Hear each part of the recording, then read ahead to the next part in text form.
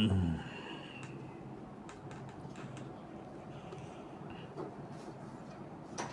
belakang. Ada kat belakang. Ada macam tu.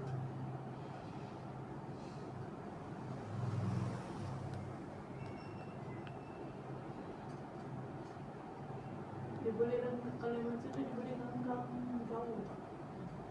Kalau macam tu dia boleh renggang jauh tak?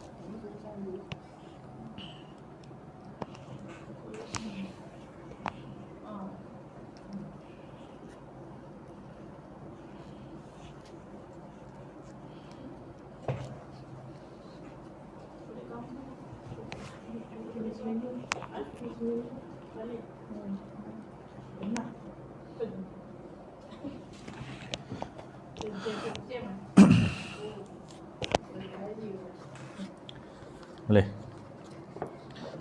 Bismillahirrahmanirrahim. Ila hadratin Nabil Mustafa Sayyidina Rasulullah sallallahu alaihi wa ala alihi wa sahbihi wa baraka wa sallam. Summa ila Sayyidina Ali bin Abi Talib wa Sayyidina Al-Hasan bin Ali, Sayyidina Syekh Al-Hasan Al-Basri, Sayyidina Syekh Abdul Qadir Jilani, Sayyidina Syekh Abdul Hasan Al-Shazali, Sayyidina Syekh Muhammad Al-Hashimi, Sayyidina Syekh Abdul Qadir Isa, Sayyidina Syekh Sa'adun Murad, Sayyidina Syekh Muhammad Zakiuddin Ibrahim, Sayyidina Syekh Salih Farfur, Sayyidina Syekh Abdul Qadir bin Ahmad As-Saqaf, Sayyidina Syekh Muhammad bin Alawi Al-Maliki, Sayyidina Syekh Asma Sirajuddin Naqsyabandi, Sayyidina Syekh Man'im Al-Jalal Al-Ashrafi, wa Sayyidina Maulana Murabbina wa Walidina Syekh Yusuf bin Muhyiddin Al-Bakhur Al-Hasani, summa ila walidina wa ahlina muallimina masyayikhina wa jami'al muslimina wal muslimat, khususan ila akhwana wa akhawatina fit tariq. Al-Fatihah. A'udzu billahi minasyaitonir rajim. Bismillahirrahmanirrahim. Alhamdulillahi rabbil alamin. Arrahmanir rahim. Maliki yaumiddin. Iyyaka na'budu wa iyyaka nasta'in. Ihdinas siratal mustaqim. Siratal ladzina an'amta 'alaihim ghairil maghdubi 'alaihim waladdallin. Amin. Bismillahirrahmanirrahim. Alhamdulillahi rabbil alamin. Wassalatu wassalamu ala asyrafil anbiya'i wal mursalin wa ala alihi wa sahbihi ajma'in. Allahumma salli ala sayyidina Muhammad tibbil qulubi wa dawaiha wa sihatil abdani wa shifaiha wa nuril absar wa dhiyaiha wa qutil arwah wa ghizaiha wa ala alihi wa sahbihi wa barik wa sallim. Rabbi shrah li sadri wa yassir li amri wahlul 'uqdatan min lisani yafqahu qawli wa saddid lisani wahdi qalbi bihaqqi sayyidina Rasulillah sallallahu alaihi wa ala alihi wa sahbihi wa baraka wa sallam wa fa'al kadzalika bi ahbabi abadan ya rabbal alamin. Amin. Amma ba'du. Assalamualaikum warahmatullahi wabarakatuh. Pada tuan-tuan puan-puan yang dirahmati oleh Allah Subhanahu wa taala, yang dikasihi oleh Allah Subhanahu wa taala, yang mendapat limpah rahmat kurnia daripada Allah Subhanahu wa taala, yang masih lagi diberi nikmat oleh Allah Subhanahu wa taala. Jadi alhamdulillah, segala puji bagi Allah yang tidak pernah kedekut ataupun berkira dengan hamba-Nya yang sering melakukan kesalahan dan kelalaian, yang tidak sempurna dalam memenuhi tanggungjawab kehambaan. Subhanallah, kalau bukan kerana kasih sayang dan belas rahmat daripada Allah, maka kita telah lama hancur. Jadi ini semua nikmat daripada Allah. Ucapkan syukur bukan atas lisan semata-mata, tapi juga daripada hati yang paling dalam. Kerana sesuatu nikmat itu kalau tidak diberi maka tidak akan diperolehi. Alhamdulillah. Alhamdulillah. Baik, insya-Allah hari ini kita akan sambung kitab 40 hadis akhlak mulia yang disusun oleh Syekh Fahmi Zamzam hafizahullah taala. Syekh Fahmi Zamzam guru kepada mudir kita Ustaz Fahmi, masya-Allah. Sama-sama orang namanya Fahmi. Sama-sama Banjar pula, kan. Masya-Allah.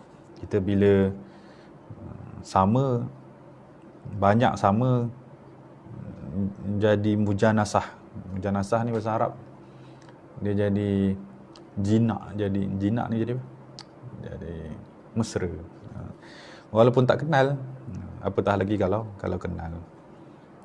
Sebab tu kalau dalam hubungan kepada orang, jangan cari yang berbeza-beza. Nanti susah nak rapat. Asyik pandang yang berbeza saja. Susah nak baik. Dia orang punca berpecah tu sebab tengok yang berbeza je. Suami isteri kalau banyak sangat berbeza, hancur. Sikit-sikit beza bagus sebab boleh menyempurnakan kan. Tapi banyak sangat tengok berbeza, hancurlah. Hancur. Apa pun jenis hubungan, kalau banyak sangat tengok berbeza, hancurlah ia. Boleh. Jadi kita akan sambung pada hadis ke-32 muka surat 67. Daripada 40 hadis yang mana temanya adalah 40 hadis akhlak mulia. 40 hadis akhlak mulia.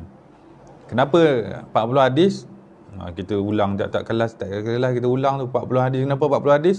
Supaya dia hafal. Kan? Supaya dia hafal. Siapa suruh hafal? Nabi lah yang suruh. Nabi bagi motivasi. Siapa hafal 40 hadis daripada ucapan Nabi SAW, maka nanti di akhirat Allah Ta'ala akan bangunkan dia, kumpulkan dia dalam kumpulan ahli ilmu, walaupun dia bukan ahli ilmu. Jadi mengaji ni bukan untuk dengar, salin nota, lepas tu balik. Kan. Kita masuk syurga dengan belas kasih kepada Allah. Saya ingat ada Syekh sebut, semua orang kalau nak letak matlamat hidup, yang paling tinggi itulah, matlamat hidup dia adalah mati, masuk syurga tanpa hisap. Itu paling tinggi. Apa tu baru cerita yang lain. Nak kaya ke, nak rumah besar ke. Tapi yang paling utama, mati, masuk syurga tanpa hisap. Siapa hisap? Allah Ta'ala lah. Jadi sebelum Allah Ta'ala hisap kita hisap dulu kita ni. Ada masalah tak dengan orang? Sebelum tu ada masalah tak dengan Allah? Kalau tak ada masalah dengan Allah, ada masalah tak dengan orang? Macam itulah. Hisap diri kita. Jadi cara kita nak hisap diri kita, kena ada ilmu, kayu ukur kan? Kena ada kayu ukur. Kita ni baik ke tidak? Kita selalu nilai orang tak ikut apa yang kita nak. Jadi kita menilai orang tu, kayu ukur dia apa? Kayu ukur dia apa? Jadi ulama kata sebelum kita letak kayu ukur menilai orang lain, kita letak dulu kayu ukur nilai diri kita. Jadi kita perlukan ilmu lah nak nilai diri kita tu. Jadi nilai yang perlu kita nilai diri kita tu ikut kacamata siapa? Ikut kacamata Rasulullah. Kenapa Rasulullah? Sebab Rasulullah telah mendapat kayu ukur tu daripada Allah. Sebelum kita nak kata diri kita baik, kita nilai dulu kacamata Rasulullah terhadap diri kita. Itu semuanya dah dalam buku-buku akhlak. Baru kita boleh nilai orang lain pula. Kalau beranilah. Hari-hari nilai orang. Kita tak nilai pun diri kita sebagaimana kita menilai orang. Kan bahaya tu. Kita baca surah Al-Mulk tiap-tiap hari sebelum tidur. Baca? Baca lah kan? InsyaAllah baca lah. Ahli Quran mesti baca. Jadi dalam ayat kedua tu Allah Ta'ala kata apa? Apa ayat kedua? Surah Al-Mulk. Allazi khalaqal mauta wal hayata liyabluwakum ayyukum ahsanu amala. Itu kena hafal tu. Nampak kat dinding. Ayat 2. Allah Ta'ala kata, aku cipta kematian dan kehidupan. Maksud cipta manusia lah. Liyabluwakum. Tujuan dia untuk liyabluwakum tu maksudnya untuk diuji. Kenapa Allah Ta'ala nak uji? Dia cipta kita, kemudian dia nak uji kita. Kenapa? Ayyukum ahsanu amala. Siapa di kalangan kamu tu yang terbaik amalnya. Allah Ta'ala tak tahu ke kita? Allah Ta'ala tahu dah. Jadi terbaik itu di sisi siapa? Di sisi Allah. Tapi untuk siapa? Untuk kita lah. Nilai diri kita tu supaya kita tahu siapa kita di sisi Allah. Jadi orang kalau sibuk nilai diri dia, dia tak sempat nak nilai orang lain. Punca orang sibuk sangat dengan urusan orang, nak nilai diri orang. Sebab dia tak nak nilai diri dia. Dia tahu kalau dia nilai diri dia banyak sangat kurang. Baik tu lagi kurang daripada buruk tu. Jadi dia takutlah nak nilai diri dia. Macam mana dia nak nampak baik? Dia nilai lah orang lain. Tu tak boleh lah. Jadi apa pun ilmu akhlak yang kita belajar, itu tujuannya untuk letak nilai pada diri kita ni. Itu tujuan belajar ilmu akhlak tu. Nak letak nilai. Saya rasa orang kalau berumur dia faham dah benda tu. Orang-orang muda lah. Muda macam saya. Dia selalu sibuk dengan urusan orang. Kalau orang berumur sibuk dengan urusan orang tu, tu double lalai lah. Kan? Double lalai. Sebab orang berumur ni dia dah faham dah. Dia dah pernah lalu satu tempoh, dia dah tahu dah apa penting apa tak penting. Saya dulu mengajar diploma, budak lepas pra-diploma, pelajar lepas SPM. Dalam kelas tu ada 2 orang makcik lah. Tu saya umur 20 lebih. Jadi makcik tu umurnya 50 lebih. Adik-beradik.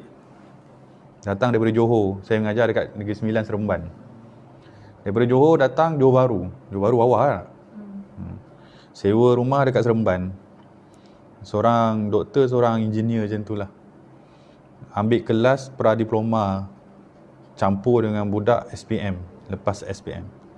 Kita kata jauh sangat datang mengaji ni, dekat Johor tak ada ke? Ada, tapi nak dapat feel mengaji lah.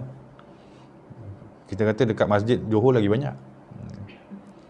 Dia kata tak apalah, dulu saya sibuk dengan dunia, bila dah berusia baru saya tahu apa yang saya kerja tu tak penting. Hari ni biarlah saya korban sikit. Jadi maksudnya orang berumur ni dah tahu apa yang penting, apa tak penting. Itu yang saya belajar lah. Yang tak tahu ni orang muda lah. Jadi kalau orang berumur masih lagi tak tahu apa penting, apa tak penting, kena double effort lah pula kan. Boleh tak? Itu mukadimah lah tu. Okey, hadis ke-32. Ada siapa-siapa nak baca?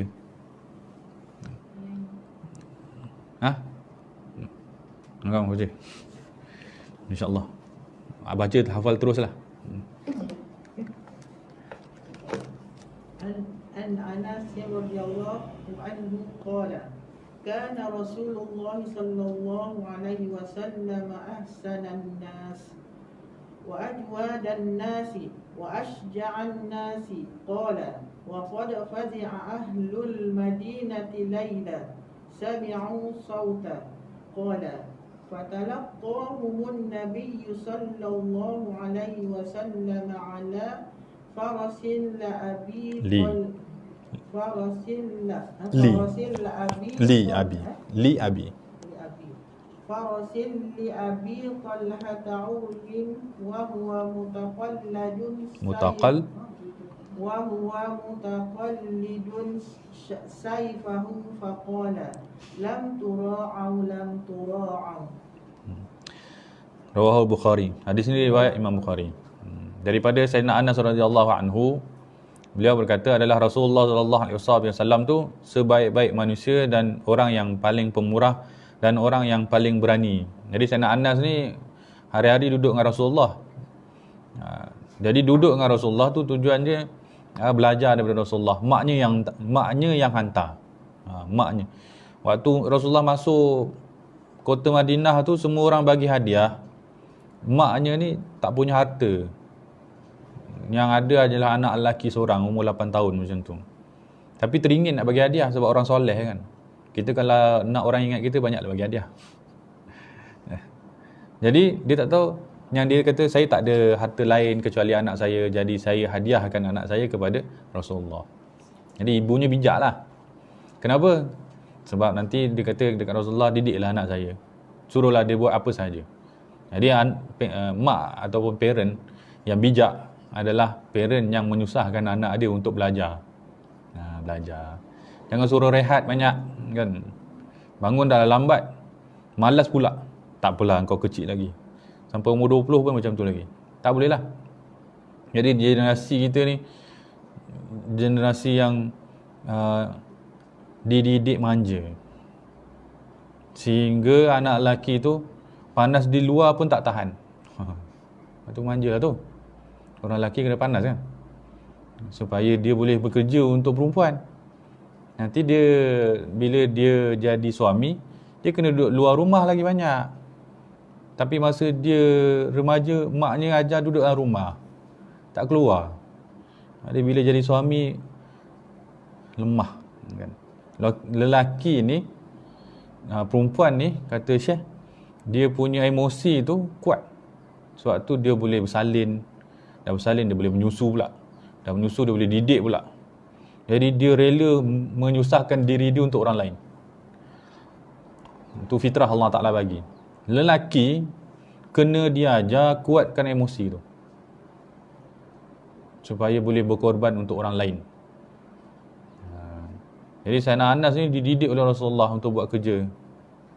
Jadi kita kalau ada orang soleh datang, kita suruh anak kita khidmat pada orang soleh tu. Angkat, bawa air ke. Saya rasa orang dulu-dulu kalau tetamu datang, anak yang buat kan, mak susun saja. Kamu angkat ni, kamu angkat ni. Zaman ni mak yang buat, anak tengok saja. Si anak marah pula, kenapa mak keluarkan lauk yang kita simpan tadi? Jadi kedekut pula anak dia. Sedangkan mak dia ajar sifat murah, anak dia saja marah pula. Itu pendidikan orang dulu. Subhanallah. Jadi Sayyidina Anas ni duduk dengan Rasulullah, hari-hari tengok Rasulullah, maka dia rakam memori tu. Kita belajar akhlak bukan daripada buku. Kita belajar akhlak daripada tengok orang berakhlak. Sebab tu orang kalau belajar sabar daripada buku, dia mesti tak sabarnya. Tak sabar-sabar nak habis. 40 hadis ni panjang juga ni. Dekat setahun ni nak habis. Bila nak habis? Oh, tak sabar. Tapi belajar bab sabar, memang tak dapat. Murid yang jadi penyabar waktu dia jadi guru adalah ketika dia tengok guru dia bersabar dengan dia ketika dia jadi murid. Faham tak saya? Guru kalau dia tak penyabar, maksudnya dia tak ada contoh guru yang penyabar. Faham tak saya? Kamu lambat betul lah faham. Macam-macam kali lah ni. Macam mana jadi macam tu? Rupanya waktu dia jadi murid, dia tak bagi perhatian kepada akhlak guru dia. Atau dia memang tak ada guru nak mempercontohkan kesabaran tu. Luar biasa. Zaman kita ni express. 3 bulan mesti bijak. Silibus ni banyak macam tu. Sampai ada satu, saya masa ngajar di Masjid Hasanah tu, ada ustaz-ustaz lama tu, ustaz yang berumur, ustaz veteran, pakar lah. Ada orang offer dekat masjid 30 jam pandai bahasa Arab Quran. Dia ambil buku tu, dia dah lah buang. Apa 30 jam pandai? Tak ada 30 jam. 30 tahun pandai ada. Kan? 30 jam pandai tak ada. Sebab kalau orang nak cepat belajar, dia dapat ilmu tapi dia tak dapat akhlak. Kita nak akhlak tu, ilmu tu penyempurna saja. Kita dapat pengetahuan bukan untuk kita dengar dan simpan. Itu masalah murid sekarang. Saya ilmu banyak tapi akhlak tak ada. Mulut jahat, tangan ambil hak orang, kaki pukul orang, pergi tempat tak baik. Mana akhlak? Makin bijak makin tak ada akhlak. Sebab apa? Dia tak belajar akhlak dengan guru, dia just belajar ilmu saja. So hilang sabar dia. Samalah sebenarnya pendidikan tu pendidikan keluarga. Pendidikan keluarga. Zaman dulu ibu adalah medan belajar kasih sayang. Orang kalau ada kasih sayang, selesai akhlak lain. Sebab tunjang dia adalah kasih sayang. Keluarga tu dibina atas mawaddah dan rahmah. Lalu menghasilkan sakinah. Kan? Dia kan ada 3 rukun tu kan. Mawaddah, rahmah, sakinah. Mawaddah, rahmah, sakinah. Rahmah dengan mawaddah tu dia daripada sumber yang sama. Kasih sayang, mahabbah. Mahabbah tu kasih sayang kan. Rahmah ni sifat belas kasih. Mawaddah ni sifat pemaaf. Kedua-duanya lahir daripada mahabbah. Faham saya? Rahmah ni sifat belas kasih. Rahmah sifat belas kasih. Sayang. Mawaddah ni sifat pemaaf. Mawaddah ni kasih sayang, tapi dia sinonim dengan pemaaf. Sebesar apa pun kesalahan, itu semua akan dimaafkan. Itu mawaddah. Anak bila pecahkan pasu yang mak dia paling sayang, mak dia marah pasu tu, bukan marah anak tu. Mawaddah tu. Faham saya? Mak dia pasu mahal, anak dia pecahkan pasu tu kan, mak dia marah pasu tu. Apa pasal duduk kat situ? Bukan marah anak tu. Nak tunjuk sifat pemaafnya ibu. Daripada mana datang dua-dua tu? Mahabbah, kasih sayang. Belas kasih dan pemaaf datang daripada mahabbah, kasih sayang. Jadi bila keluarga ada kasih sayang yang besar, sifat belas kasih yang besar, sifat pemaaf yang besar, maka rumah tu apa pun keburukan akan diserap. Tak apalah, yang buruk-buruk tu maafkan. Lalu hasillah sakinah. Sakinah tu apa? Tenang, bahagia. Orang bahagia sebab apa? Sebab tak tengok yang buruk. Buruk pun jadi cantik kan. Masa zaman bercinta dulu, kalau bercinta lah, kalau zaman bercinta dulu, tak pandai masak tu masih lagi sempurna. Betul tak? Tak pandai masak tu masih lagi sempurna. Tak apa. Sedap ke tak sedap ke? Tak sedap pun cakap sedap. Sempurna tu. Sebab apa bahagia? Sebab tak tengok yang buruk. Alah, tak apalah, nanti belajarlah. Nampak tu tak sedap, tak apalah, dia cakap apa? Nanti belajarlah. Bahagialah tu. Bahagia. Orang kalau tak tengok buruk, bahagia. Tapi bila dia tengok buruk, hilang dah sakinah. Duduk dekat mamak lagi best. Kan ada penyakit tu. Orang PKP semua nak keluar rumah kan. Sebab dah tak tahan nak duduk rumah. Kenapa tak tahan duduk rumah? Hari-hari tengok keburukan ahli keluarga kan. Padahal dulu keburukan tu ada, tapi tak tengok sebab tu bahagia. Tapi hari ni dah tengok banyak sangat. Makin lama saya rasa awak makin berubah lah. Tak, dia tak berubah. Dulu memang macam tu. Tapi kita tak tengok. Dulu memang dia kosong macam ni. Tapi kita yang kata dia banyak, penuh. Tapi makin lama kita rasa macam makin banyak keburukan yang kita tengok. Sebab apa kita tengok keburukan? So waktu tu kita rasa kebahagiaan kita adalah daripada diri kita. Kita sayang diri kita lebih. Awak patut entertain saya, bukan saya entertain awak. Masa baru kahwin dulu, kita entertain dia. Tapi awak nak apa, saya ambil. Tapi malah lama kahwin, asyik saya dia entertain awak tak entertain saya pun. Itu dugaan. Lagi lama kita berhubungan kepada seseorang, perkahwinan ke, persahabatan ke, perguruan ke, rakan sekerja ke, lagi lama kita berhubungan kepada seseorang, kalau kita tak jaga hati kita, makin banyak keburukan yang kita tengok. Sebab tu makin lama kita kawan kita, makin banyak perangai buruk dia yang kita tengok. Kalau kita kawan dengan dia kerana kepentingan, bahaya. Dalam setiap hubungan, di situ ada ujian daripada Allah. Kita berkawan dengan orang, tujuannya untuk ambil manfaat. Manfaat paling besar adalah manfaat ibadah. Faham ke saya ni? Boleh tak?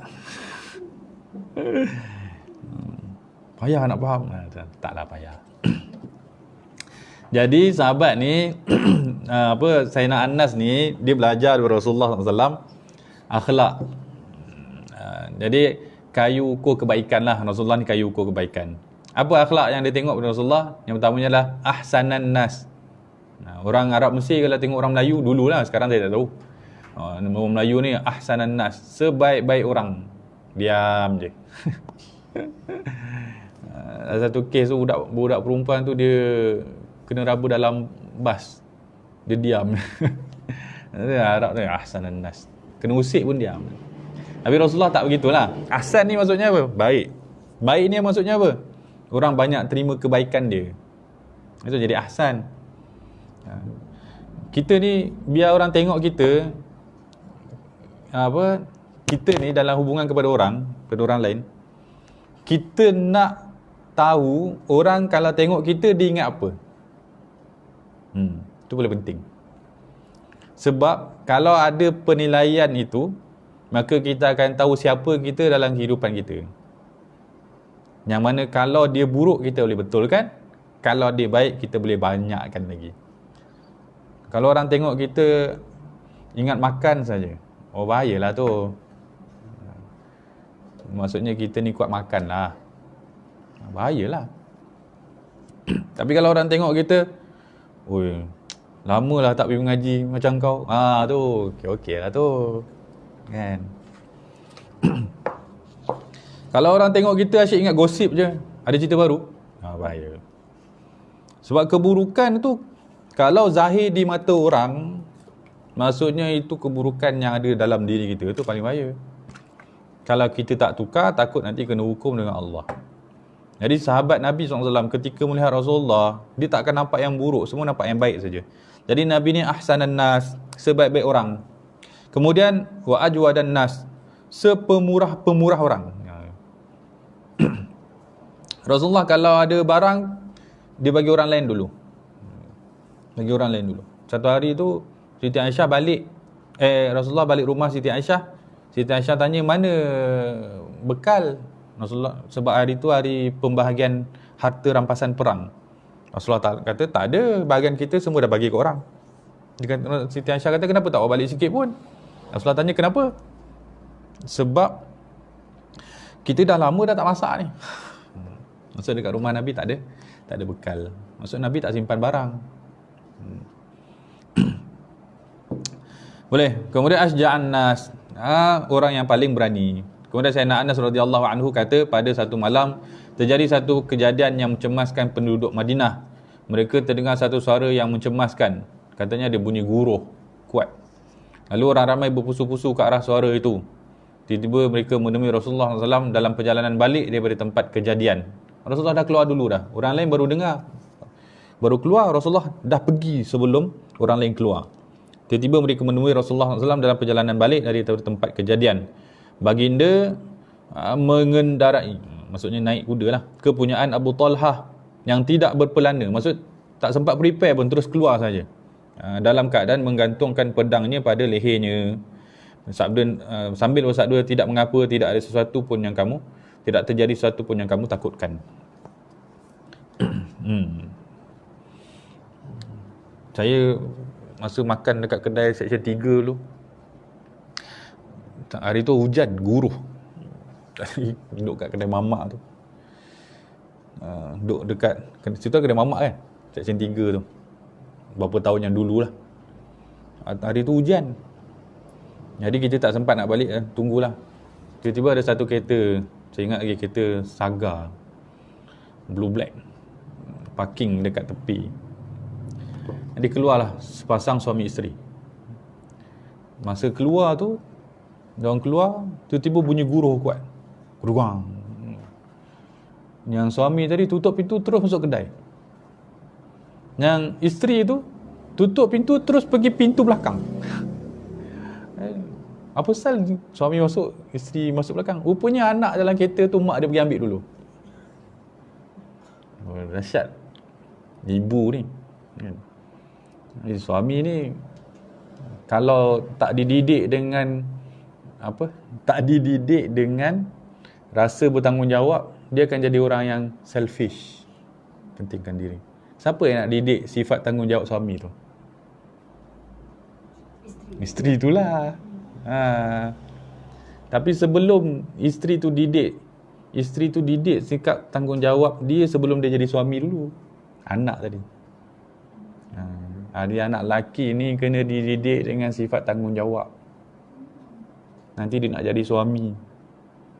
Kalau dia jadi suami, kita tak nak dia jadi suami yang berkepentingan. Pentingkan diri sendiri. Bergedegang tu dia masuk kedai. Okey tak tu? Saya ingat lagi. Ada momen tu ingatlah. Terakam dalam. Sebab dia tahu isteri dia seorang ayah, suami kan macam tu. Tahu mak dia. Yelah. Dia baik. Dia baik. Tapi dia patut buat lebih daripada maknya. Betul lah.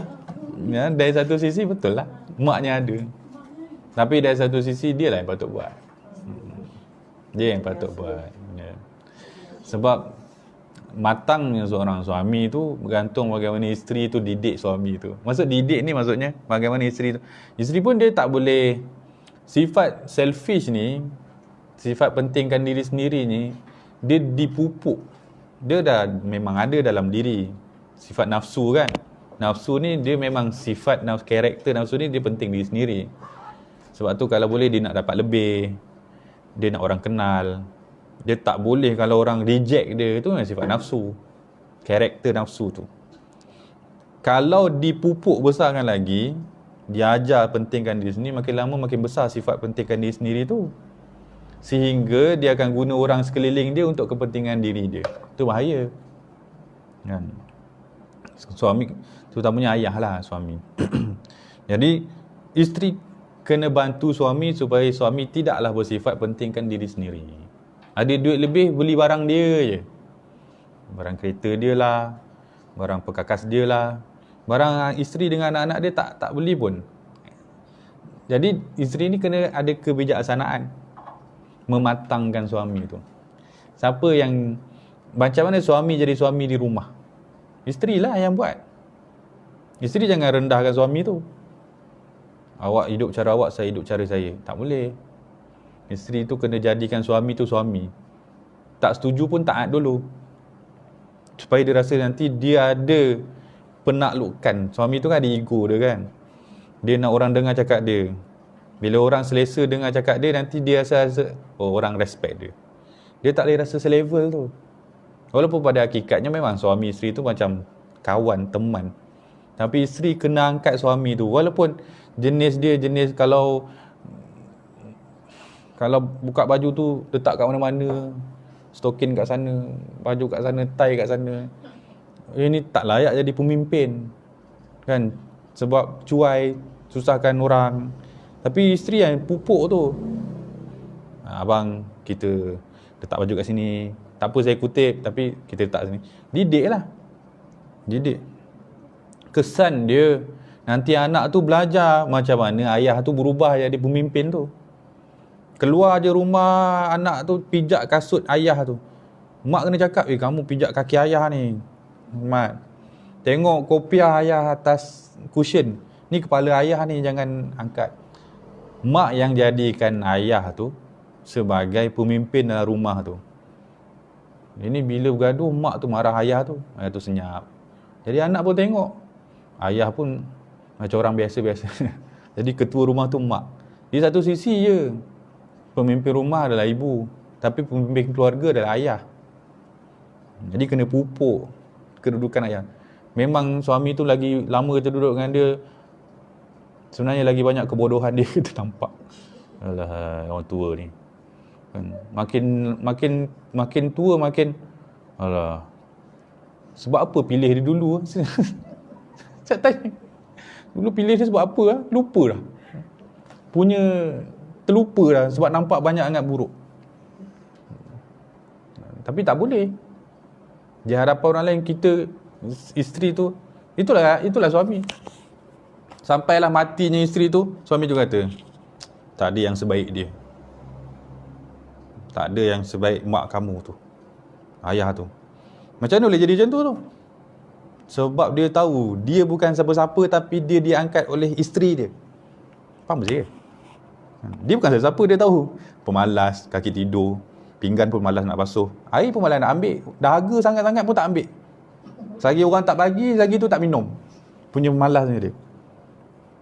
Tapi dalam kelemahan dia ada orang angkat dia, ada orang respect dia. Isteri dia, dia tahu dia jadi ayah atau dia jadi suami dekat rumah bukan sebab kesempurnaan dia, tapi sebab isteri dia angkat dia.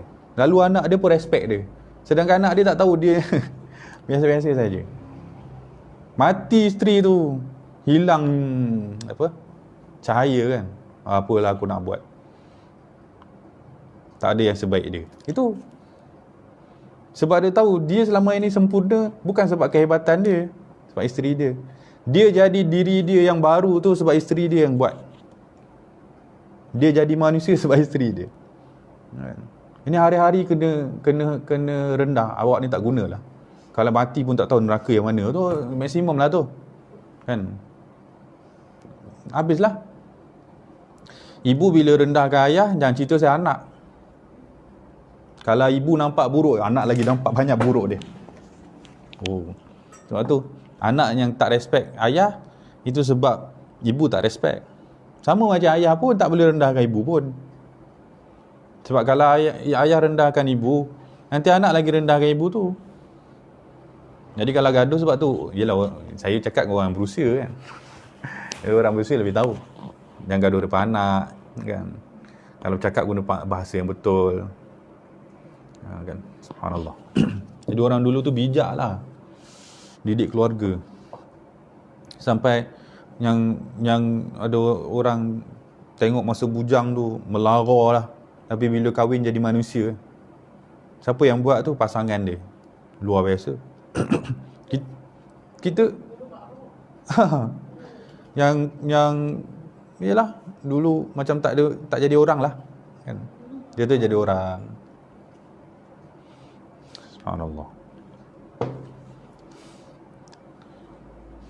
Boleh? Jauh sangat saya begitu dah.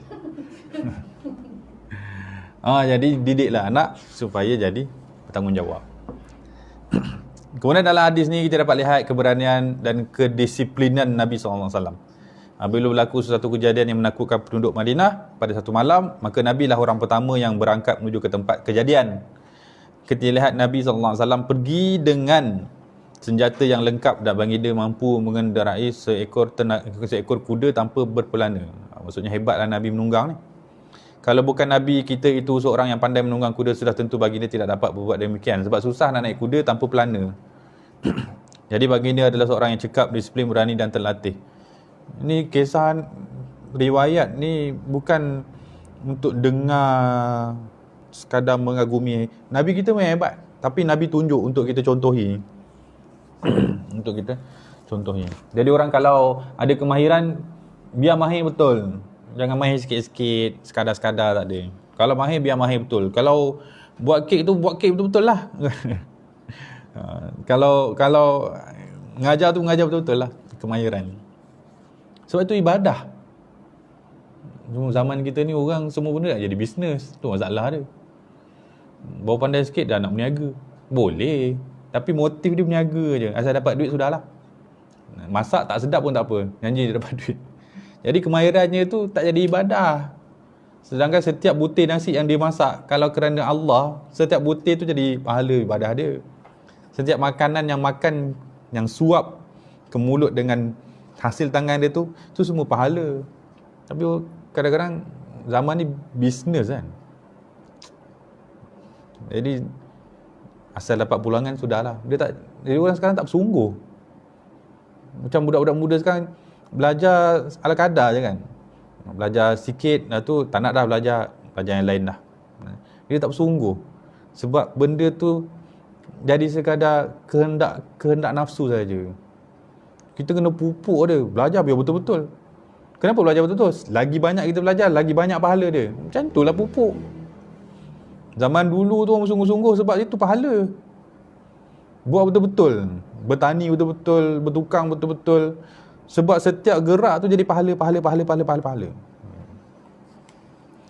Sekarang belajar sikit terus nak mengajar orang. Sebab mengajar dapat duit. Ada pengikut, dipuji pula. Nanti buat poster, tersebar pula. Nak kiamat dah tu. Kan? Tak jadi pahala. Sedangkan Syekh saya sebut, apa pun jenis ilmu, itu semua boleh jadi lubuk pahala. Ilmu apa, memasak ke, ilmu apa, bertukang ke, ilmu menjahit ke, semua jadi pahala. Jadi kalau semua jadi pahala, kena buat betul-betul. Kan? Belajar ilmu gubah bunga, itu pun ibadah. Sebab kalau kita menyenangkan mata orang, itu kan menyenangkan hati orang. Menyenangkan hati orang tu kan pahala. Susunlah cantik-cantik sikit. Ini cincai apa semua, lah janji orang belilah. Kan tak ada ibadah. Tu yang jadi malas. Rumah pun tak kemas, tak apalah. Bukan ada orang datang pun. Bukan masalah ada orang datang tak datang. Ini kan ibadah. Suami tu, isteri tu kalau bawa cawan pada suami je dapat pahala. Apatah lagi kalau dia senangkan hati suami dekat rumah dengan susun-susun cantik-cantik. Suami pun kena didik lah kan. Boleh. Itulah pahala. Kemudian hadis ke-33, rajin berusaha. Oh, Masya Allah. Kan? Daripada Miqdad bin Ma'dikar radhiyallahu anhu, daripada Rasulullah SAW, baginda bersabda, tidak makan seorang daripada kamu akan sesuatu makanan yang lebih baik daripada makanan yang diusahakannya sendiri. Dan sesungguhnya Nabi Daud AS adalah makan daripada usahanya sendiri. Ini hadis ni galakkan bekerja. Jangan duduk diam. Jangan meminta-minta kepada orang. Kena kerja dapat hasil. Dididiklah anak tu.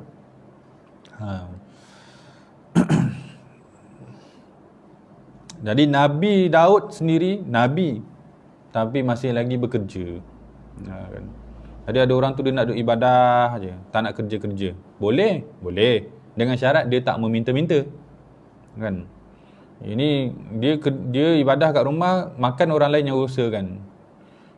Kamu dapat makan daripada mana? Isteri saya kerja. Oh, tak boleh lah tu. Tak boleh lah. Tu orang perempuan zaman ni dia kena banyak bagi nasihat pada anak-anak perempuan tu. Macam mana nak pilih suami supaya supaya hidup dia nanti tak susah. Suami macam mana yang dia nak kena pilih tu. Jangan suruh dia pilih nanti kita tapis. Tu salah lah. Kita bagi ilmu macam mana nak pilih. Macam mana nak pilih suami. Ataupun macam mana nak pilih pasangan lah kalau anak lelaki pun. Jangan kamu pilih dulu nanti mak tengok sesuai ke tak. Selalu yang tak setuju mak lah kan. Ayah tu dengar je. Tu cara tu tak betul. Sebab kalau kita suruh dia pilih, nanti dia pilih salah, kita reject, dia tak setuju. Dia akan cakap, mak tak kenal dia lagi. Kan? Baik kita ajar macam mana cara memilih dulu. Kalau nak pilih bakal suami, cari yang bertanggungjawab. Apa ciri-ciri orang bertanggungjawab? Tak selfish. Tidak pentingkan diri sendiri. Sebab nanti kalau kahwin dia pentingkan diri sendiri, nanti dia tak terfikir anak dia. Saya cukuplah makan, awak cari sendiri. Kita sama-sama dah kerja, saya makan daripada duit saya, awak makan daripada duit awak. Habislah. Zaman ni pula belum kahwin dah kikis dulu. Letih lah. Kalau nak pilih bakal isteri pula, cari yang sabar. Cari yang sabar. Nabi kata apa? Cari yang beragama. Beragama kat situ maksudnya apa? Bukan yang rajin qiyamul lail. Yalah baguslah kalau dapat rajin qiyamul lail. Cari yang sabar. Sabar. Yang tak mudah. Emosinya kuat lah. Emosi kuat. Nanti nak buat kerja rumah ni, suami tak tolong. Nak angkat tu tong gas seorang-seorang. Suami tak nak pergi kerja. Kan? Ini tak angkat tong gas tak masak. Bukan suruh angkat tong gas lah, maksudnya ada ketahanan emosi. Ni baru basuh pinggan sikit letih lah, carilah orang gaji. Kan? Boleh cari orang gaji. Sebab seorang suami kalau kahwin dengan pasangan yang masa kecil di rumah dia ada bibik, dia kena sediakan bibik tu sepatutnya. Tapi sebelum nak sediakan bibik tu ada ketahanan lah. Nanti nak bersalin lagi, nak jaga anak, tak tidur malam, suami memang takkan buat punya. Kalau dia tak ada ketahanan jiwa, macam mana dia nak buat? Kan? Jadi kena cari yang sabar. Jadi kena nak tahu perempuan tu sabar ke tak, tengoklah macam mana keluarga dia. Kat rumah mak yang basuh baju dia, walaupun umur dia 20 lebih. Alamak, tu letih lah. Kan? Kena didik anak. Zaman ni lah. Nak kiamat dah ni. Boleh. Nauzubillah. Okey, kemudian Allah Ta'ala telah menundukkan langit dan bumi dan segala isinya untuk memenuhi keperluan hidup manusia yang bertugas di atas muka bumi ini sebagai khalifah. Diciptakan awan membawa hujan, pohon yang menghijau, gunung yang menjulang tinggi, sungai mengalir air dan berbagai-bagai jenis binatang baik yang melata di atas muka bumi atau yang hidup di dalam laut atau yang terbang di udara, dan banyak lagi makhluk lain yang tak terhingga banyaknya. Maka segalanya ini ditundukkan oleh Allah untuk kepentingan manusia yang ditugaskan sebagai ketua atau khalifah yang bertanggungjawab mengatur segala sesuatu yang ada di atas muka bumi ini. Jadi ini ulama ingatkan, kita beramal untuk Allah, bukan untuk makhluk. Makhluk ni diciptakan untuk kita, kan? Nah, jadi kalau kita beramal, jangan sebab pulangan duit ataupun pujian. Sebab benda-benda tu benda yang rendah. Kalau kita buat kerana benda yang rendah, hinalah kita di sisi Allah. Kita biar buat kerana Allah. Kalau buat kerana Allah, kita sabar. Orang tak puji pun tak apa, kan? Ini kalau tak puji dah mengajuk pula. Kita bagi makan kat jiran, jiran tak ucap terima kasih, terima saja. Terima kasih tak ada. Oh, tak nak lah masak dah kat jiran. Tak hargai. Pulang pula pinggan kosong, tak sempat nak masak. Beli tembikai je. Oh loh, saya masak penat-penat, dia bagi tembikai je. Tak. Kalau kita buat kerana manusia, habislah kecewa lah. Jangan buat kerana manusia. Setiap orang yang susahkan kita tu pahala. Oh, kena ingat tu. Setiap orang yang susahkan kita, itu pahala. Pintu pahala. Pintu pahala. Kalau kita sabar, tangani elok-elok, dapat pahala. Kadang-kadang Allah Ta'ala ni tahu macam mana nak buat kita masuk syurga. Kita amal tak banyak. Dah tak banyak, tak ikhlas pula. Tapi cita-cita besar nak masuk syurga. Jadi macam mana kita nak masuk syurga dengan amal yang sikit, yang tak banyak, tak ikhlas tu? Dengan sabarlah, Allah Ta'ala yang pilih. Allah Ta'ala akan bagi kita pahala sabar. Jadi orang yang ada pahala sabar masuk syurga. Pahala sabar dapat daripada mana? Daripada ujian. Ujian paling banyak dalam kehidupan kita datang daripada mana? Daripada orang. Kawan dengan orang tu ada masalah. Kawan dengan orang ni ada masalah. Maksudnya kita lah yang bermasalah, bukan orang. Sebab kita tak puas hati dengan semua orang. Bila kita tak puas hati dengan semua orang, kita nampak semua orang masalah. Tapi kalau kita nampak ini ruang ibadah, mana ada masalah. Tukar cara pandang. Ujian itu untuk menyenang kita di kemudian hari. Mak susahkan anak dia, ajar masak-masak. Masak hari ni, masak ni, esok masak ni, esok masak ni. Anak dia letih lah, asyik masak je. Rupanya bila kahwin, senang. Dah tak fikir dah nak makan kat mana. Kan? Hari ni saya masak ni, esok saya masak ni. Itu rupanya susah dulu untuk senang kemudian. Allah Ta'ala susahkan kita dulu kat dunia ni, nanti masuk syurga senang. Kita pula nak senang cepat, tak nak susah langsung. Alhamdulillah.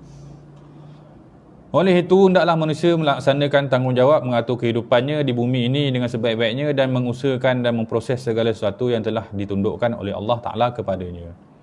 Maka dengan itu, majulah kehidupan manusia ini dan akan bertambah banyak faedah yang didapati daripada segala bahan mentah yang telah disediakan di hadapannya. Jadi manusia hendaklah rajin bekerja dan proses bahan mentah telah disediakan di hadapannya, seperti Nabi Daud berusaha sebagai tukang besi, Nabi Nuh AS berusaha sebagai tukang kayu, Nabi Sulaiman AS sebagai raja mengatur pemerintahan, dan Nabi kita Muhammad SAW yang berusaha memelihara kambing pada waktu kecil, berniaga pada waktu remaja dan memimpin negara setelah baginda berhijrah ke Madinah.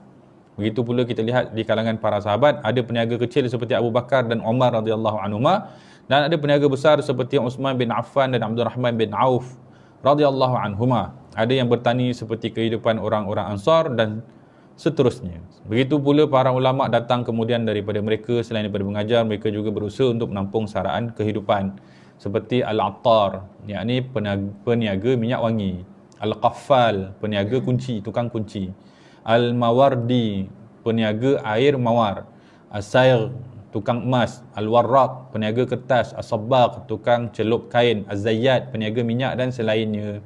Ini semua nama-nama gelaran. Jadi ulama ni selain mengajar, niaga. Ada 3 pekerjaan terbaik dalam agama kita. Yang pertamanya, bercucuk tanam. Kalau dah berumur, kata ulama tak larang nak buat kerja berat, sekurang-kurangnya kena buat kerja bercucuk tanam. Tanam pokok yang berbuah, baru tanam pokok bunga. Kan? Yang kedua, tukang kayu, tukang lah. Yang ketiga, peniaga. Itu 3 pekerjaan terbaik dalam agama kita. Mengajar tu bukan kerja. Mengajar tu khidmat, pahala. Kalau mengajar jadi bekerja, nanti dapat tukaran duit, tak jadi kelas. Oleh kerana itu, kitab fiqh dalam Islam sangat banyak membicarakan hal berkaitan jual beli, sewa menyewa, pinjam meminjam dan sebagainya. Selain daripada membicarakan hal yang demikian, yang berkaitan dengan ibadah, sembahyang, puasa, haji dan sebagainya. Wallahu a'lam. Kita tangguh sini, nanti kita sambung hadis 34 dalam tajuk rajin bertanam. Ini pekerjaan terbaik. Wallahu a'lam. Al-Fatihah. Bismillahirrahmanirrahim. Alhamdulillahirabbil alamin. Arrahmanirrahim. Maliki yaumiddin. Iyyaka na'budu wa iyyaka nasta'in. Shiratal mustaqim. Shiratal ladzina an'amta 'alaihim ghairil maghdubi 'alaihim waladdallin. Terima kasih kepada tuan-tuan puan-puan semua yang sudi luangkan masa, yang datang ke Kupat Center dan yang di online. Sini ada Puan Elvira, insya-Allah Ustazah Zaimah ada 2 tempat. Kan ada Ustazah Nurzita, ada Puan Siti Hajar, ada Puan Nuhayati, ada Dida Zainal. Ni adik saya ni, masya-Allah. Ahlan wa sahlan. Waalaikumsalam warahmatullahi wasallallahu alaihi wasallam Muhammad wa ala alihi washabihi wa baraka wasallam. Alhamdulillahirabbil alamin. Assalamualaikum warahmatullahi wabarakatuh.